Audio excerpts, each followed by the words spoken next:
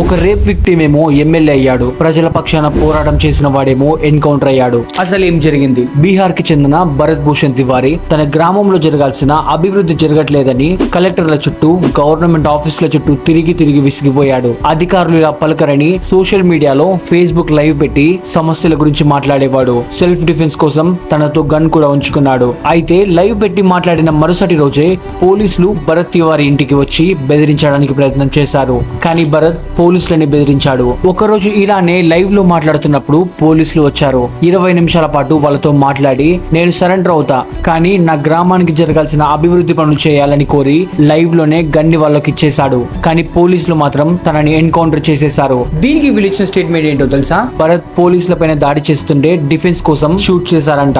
ఆ షూటింగ్ లో భాగంగా భరత్ తివారీ చనిపోయాడని రిపోర్ట్ ఇచ్చారు. గవర్నమెంట్ ని క్వశ్చన్ చేస్తేనేమో యాంటీ నేషన్ అంటారు, అదే ఎదిరిస్తే ప్రాణాలు తీస్తారు. ఇక ఏం చేస్తే మారుతుంది మన దేశం? కామెంట్ చేయండి.